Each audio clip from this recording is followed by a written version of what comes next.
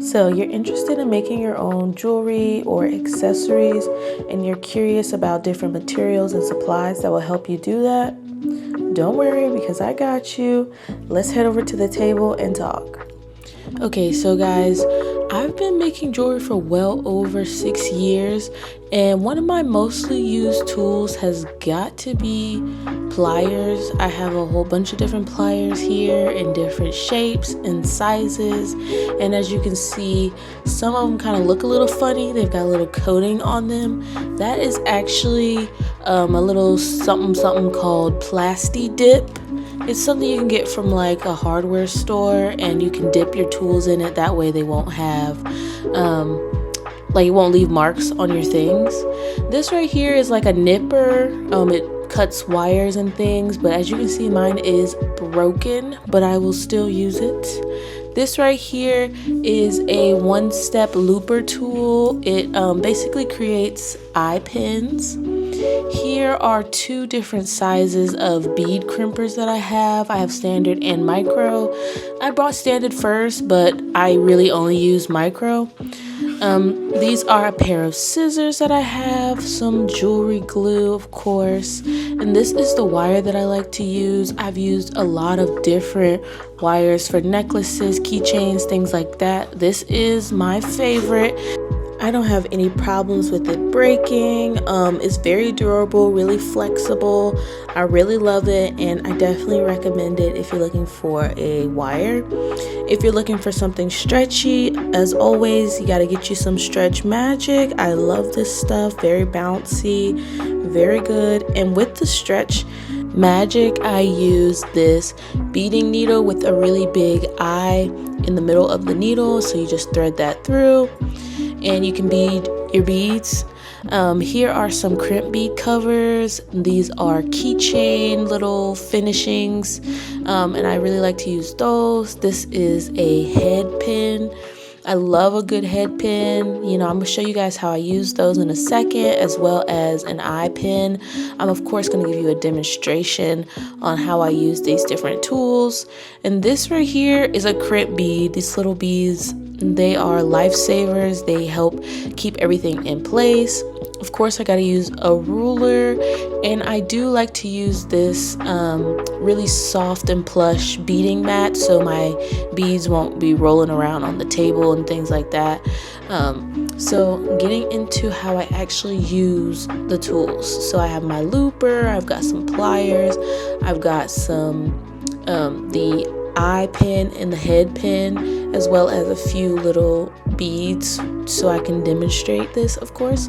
So first, starting off with the head pin, I'm gonna put on the pearl, and it just sits right on there. It's flat. It doesn't have the ring at the bottom. That's how you know it's a head pin, because it's flat. And I'm going to thread this right through the one-step looper. I love this tool. It's amazing. It essentially makes an eye hole. So you'll see that in a second. I'm just gonna put it in there and squeeze it, and just like that, you have it's got an eye loop at the end, so you can attach this to anything you want. And then you have the excess, which you could thread back through the looper and like create another one, if you really want to do that. I usually don't. That's just, yeah. Anyway, so here I am now, just putting on the beads for the eye pin. They just sit right on there, similar to the head pin. And then I'm also going to put that through the one-step looper, creating an eye hole on both sides of the charms that I have here. Just take your time, squeeze it. Sometimes you might have to hold on to the excess part so it won't go flying. Just be mindful of that. And then you can just loop them right together, just like that. And then I take my pliers and I just squeeze that closed so it won't fall off. Make sure it is completely secured on there, and you're good to go. You're good to put your charms on whatever you want. In this example, I'm gonna show you guys how I would make like a tiny mini little keychain essentially, but for now this is me just putting it on a jump ring, which I also use a lot of. And of course, going in and making sure I tighten everything. That is a key tip. Make sure you tighten because you don't want any of your charms or embellishments falling off, because that would be awkward. But yeah, this is how it came out, just simply using just a few tools, taking a little time. And we're getting into the second part of the demonstration. This is me just showing you that I do measure my wire out with the ruler, of course. I take my scissors and I just snip this away. You could also use the nipper tools that I showed you guys before, but like you guys saw, mine are broken. And this is me showing you guys how I use the crimp bead.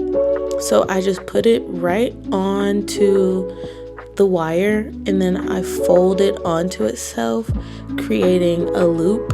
And with this, you can decide how big or small your loop could be. All you have to do is pull the shorter part of the wire and it will just make it smaller, and you can always pull it back out if you want to make it larger. Now I'm taking the micro bead crimper tool and I am squishing it flat, just flattening the bead one way, as you see here, and then I will rotate it, and then I will take the micro crimper and I will just squish the bead the other way and it will fold in on itself. And then you have your wire secured, like it's not gonna go anywhere. I could pull it, I could tug it, and it will be stuck in place like this. And it is a little ugly, so I do love a good bead crimper to put on top of it. Bead crimper? No, bead crimp, no. Crimp bead cover. Wow, sorry. And then I just take these flat pliers. I like these because they have no ridges on them. It doesn't mess up this crimp bead cover.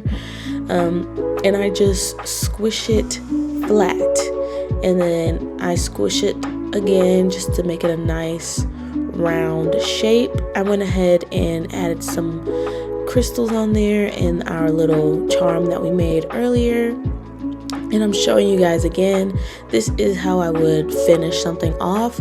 I would do the same thing. I would just add the crimp bead, fold the wire onto itself.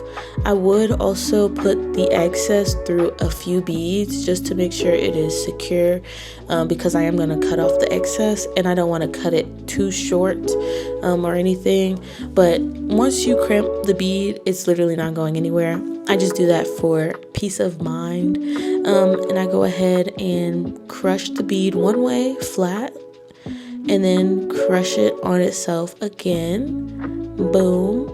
I give it a few good squeezes, make sure it's secure.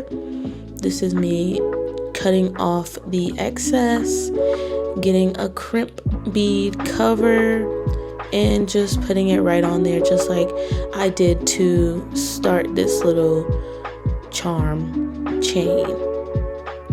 Taking the flat pliers, getting it into a nice circular shape, and covering the crimp bead.